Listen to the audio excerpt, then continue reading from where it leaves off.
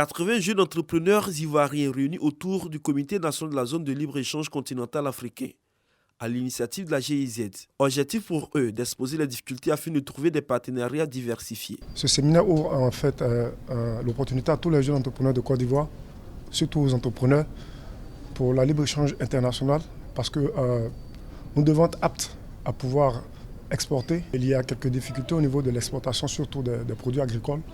Donc nous sommes toujours en discussion avec nos ministères de tutelle. Et aujourd'hui, c'est une opportunité de nous de pouvoir évoquer toutes ces préoccupations. Il s'agit de faciliter l'intégration de ces jeunes entrepreneurs ivoiriens dans le commerce transfrontalier.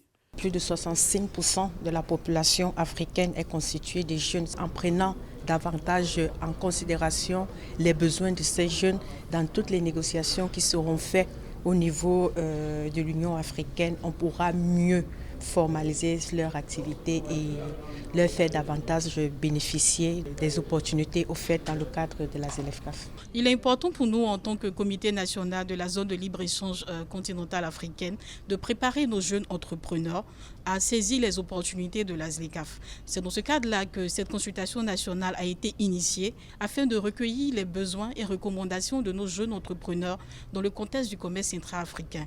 Le gouvernement, quant à lui, mesure les opportunités qu'offre cet accord de la zone de libre-échange continental africain en faveur des jeunes Africains en général et des Ivoiriens en particulier.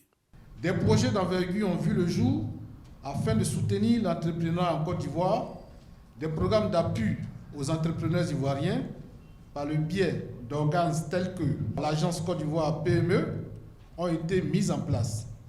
La consultation nationale des jeunes dans le commerce se poursuivra dans toutes les zones de la Côte d'Ivoire.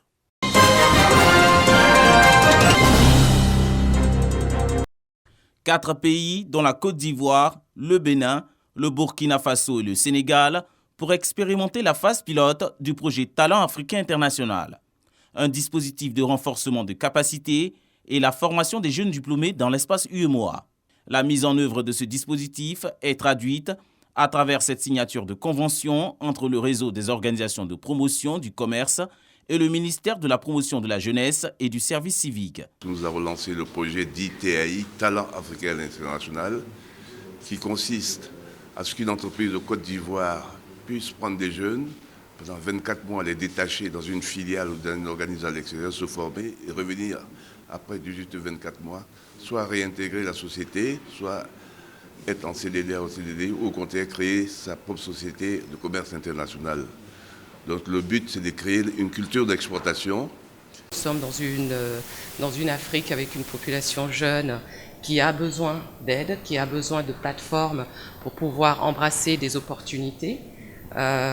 Nous avons, notamment pour le gouvernement de la Côte d'Ivoire, une volonté, et bien sûr des autres pays, d'avoir des plateformes où les jeunes peuvent vraiment mettre à disposition leurs talents. Cette plateforme est inspirée du volontariat international en entreprise, qui a été lancé en France il y a une vingtaine d'années. À l'initiative et financée par l'UEMOA, cette coopération sud-sud dans les domaines du commerce, de l'investissement, du financement et de la libre circulation des jeunes talents est un levier propice à l'insertion des jeunes. Mais aujourd'hui, on a le volontariat sous-régional qu'on appelle le talent africain à l'international, qui a pour objet de favoriser la mobilité croisée entre les jeunes talents, des jeunes de qualité et qui veulent s'engager en entreprise pour passer d'un pays à un autre, aller s'inspirer du modèle ailleurs et venir l'implémenter dans notre pays. Ce projet de mise en place du volontariat des compétences va favoriser et faciliter l'intégration sous-régionale. Sont aptes les personnes dont l'âge est compris entre 21 et 35 ans. La sélection des potentiels bénéficiaires à travers le site www.monvolontariat.com.